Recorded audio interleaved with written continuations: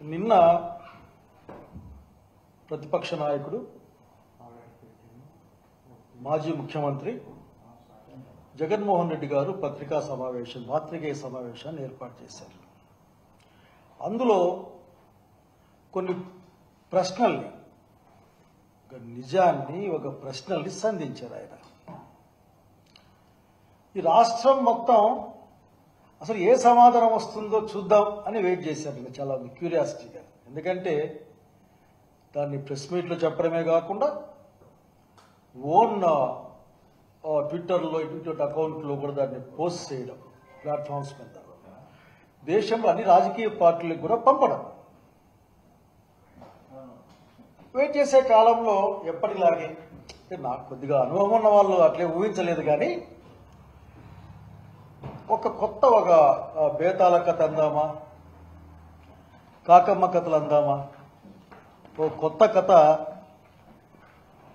ఈరోజు తెలుగుదేశం పార్టీ యొక్క అధికార పత్రిక అందాము, లేక అనధికార పత్రిక అందాము. ఈనాడులో ఒక వార్తా కథనం వచ్చింది. దాన్ని కథనం అందామా, వార్త అందామా అర్థం కాని పరిస్థితి. అది బేతాల కథలాగే ఉంది. అది అయాన్న జగన్మోహన్ రెడ్డి గారు మిమ్మల్ని అడిగింది ఏంటంటే, మీరు ఈ ప్రభుత్వం కక్షపూరితంగా కేసులు పెట్టి దానికోసం చట్టాన్ని ఉల్లంఘించి దర్యాప్తు సంస్థల్ని చేతిలో తీసుకుని దుర్వినియోగం చేస్తా ఉన్న అధికారాన్ని మీరు అధికార దుర్వినియోగానికి పాల్పడతా ఉన్నారు అనే అంశం మీద మాట్లాడుతూ అసలు లిక్కర్ ఫ్రాడ్ చేసింది ఎవరు, డిస్టిలరీలకి ఎక్కువ డిస్టిలరీకి పర్మిషన్ ఇచ్చింది ఎవరు, వాటి కెపాసిటీ పెంచింది ఎవరు, క్యాబినెట్ ఆమోదం కూడా లేకుండా ఎరిక లేకుండా ప్రివిలేజ్ ఫీజు 1300 కోట్ల రూపాయలని మాఫీ చేసింది ఎవరు, ఒక రేషనాలిటీ లేకుండా తమరికి కావలసిన ముఖ్యమంత్రి గారు తమరికి కావలసిన డిస్టిలరీలకి ఎక్కువ ఆర్డర్లు పోయే విధంగా చూస్తుంది ఎవరు, దీనికి సంబంధించి మీరు మాట్లాడకపోయినా కీలకమైన అంశాలని బయటపెట్టారు.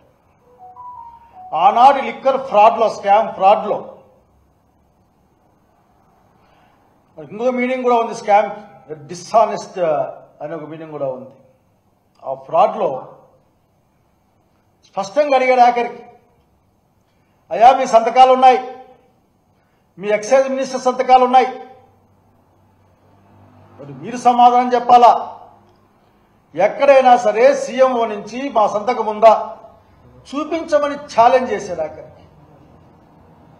ఒక సవాల్, మీరు స్వీకరించి చూపించాల్సింది ఎక్కడెక్కడ ఉంది అని. ఇదేమీ కాకుండా మీ అనుకూల మీడియా, మీ అనధికార పత్రికలు అబద్ధాలని, చాలా తేలిక మాటల్ని, అట్లాగే తప్పుడు సమాచారం అని నేను అనుకుంటా ఉన్నాను, తప్పుడు సమాచారంతో కూడిన ఒక సత్యదూరమైన ఆరోపణలు మీరు చేయడం తప్ప ప్రజానాయకుడు జగన్మోహన్ రెడ్డి గారు అడిగిన ప్రశ్నలకు మీ దగ్గర సమాధానం లేదు. ఒకే ఒక గాలికి అట్లా ఇట్లా ఆర్థిక పరిస్థితిని ఎట్లా మాట్లాడతారో దీనిపైన అట్లే మాట్లాడుతూ ఉన్నారు. నేను చూసి ఆశ్చర్యపోయాను. ఈ రోజున కొత్త సబ్జెక్ట్ కూడా మీరు నేర్పించారు చాలా మందికి రాష్ట్రంలో. అదేంటంటే మెగాబైట్ అంటే ఏంది, జీబీ అంటే ఏంది, టెరాబైట్ అంటే ఏంది, ఒక్కొక్క టెరాబైట్కి ఎన్ని పేజీల ప్రింటింగ్ బయటకు వస్తుంది అనే విషయాలు, కొత్త విషయాలు నేర్పించారు. నిజంగా ఈ వార్తా కథనం రాసిన వాళ్ళకి నేను నిజంగా వాళ్ళ పట్ల ఏ విధంగా ఆలోచించి అర్థం కావడం లేదు. నాకు ఏం చెప్పాలనుకున్నారు మా అందరికీ, ఆంధ్రప్రదేశ్ రాష్ట్రానికి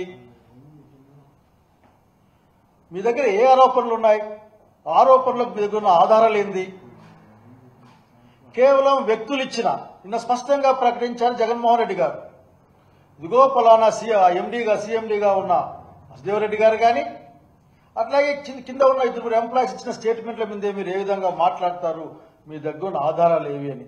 ఆధారాలు ఏవి బయట పెట్టమని అడిగినందుకు మీరు ఒక కథ వండి వార్చారు. ఇక్కడ టెరాబైట్ల రూపంలో, జీబీల రూపంలో 375 కోట్లకు పైగా 375.88 ల్యాక్ పైగా పేజీలు, రికార్డులు, డాక్యుమెంట్లు అన్నీ కూడా ఎరాస్ చేశారు, నాశనం చేశారు. అసలు సమాచారమే అందకుండా చూశారు దీంట్లో ఆఖరికి. అయినా అతి కష్టపడి మాకు సంబంధించిన శాఖలు, మీ చెప్పు చేతుల్లో ఉన్న శాఖలు లేక గుంపులు మేము సేకరించిన విషయాల మేరకే ఈ రోజున వేల కోట్లు కొల్లగొట్టబడ్డాయని దీంట్లో వార్తలో ఒక భాగం. అండ్ నేను just I want ask you people, the state of the Andhra Pradesh wants know what is the truth. నిన్న జగన్మోహన్ రెడ్డి గారు జననాయకుడు ఒక సత్యాన్ని ఆవిష్కరించే ఒక పని చేశారు. ఇట్స్ ఇన్ పబ్లిక్ డొమైన్, ఎవరైనా చదవచ్చు, మాట్లాడవచ్చు, అభిప్రాయం పెట్టచ్చు కామెంట్ రూపంలో. ఇప్పటికి 13 సార్లు, దాదాపు 12 సార్లు ప్రెస్ మీట్లు, ఒకసారి ఢిల్లీలో ప్రెస్లో మాట్లాడడం, అనేక సందర్భాల్లో అక్కడిక టూర్ పర్యటనలో పోయినప్పుడు మాట్లాడిన దాంతో అనేకమైన ప్రశ్నలు వేశారు. ఆఖరి అది ప్రజల ఇబ్బందుల గురించి ప్రశ్నలు వేశారు, మీరు చేసే ఆరోపణలపైన ప్రశ్నలు వేశారు. కానీ ఈనాటికి కూడా మీ దగ్గర సమాధానం లేదు.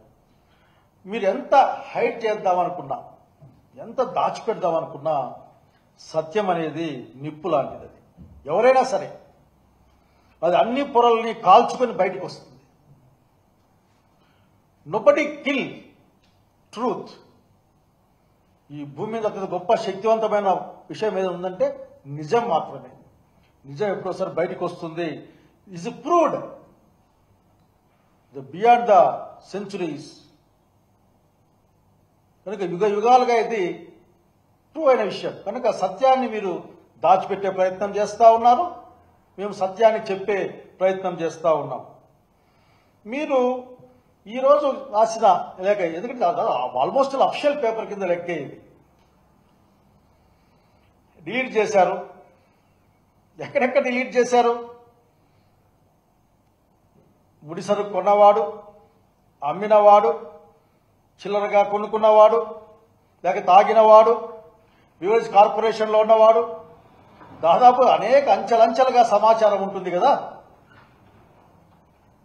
ఇన్ని చోట్ల బహుశా నిన్న జగన్మోహన్ రెడ్డి గారి ప్రెస్ మీట్ తర్వాత మీరు అరకొర నిద్రలోకి జారుకున్న తర్వాత మీకు ఇది బహుశా కల వచ్చి ఉంటుంది, ఈ విధంగా చెప్తే బాగుంటుంది అని. లేకపోతే ఎక్కడి నుంచైనా సమాచారం వచ్చి ఉంటుంది. మరి అంత డేటా ధ్వంసమైతే, అరెస్ట్ చేయబడితే 5 సంవత్సరాల కాలంలో మొత్తం డిపార్ట్మెంట్ ఇన్వాల్వ్ అయినట్లు కదా అందులో. మరి డిపార్ట్మెంట్ అంతా ఇన్వాల్వ్ అయినంటే డిపార్ట్మెంట్ మొత్తం మీద మీరు యాక్షన్ తీసుకోవాలి కదా.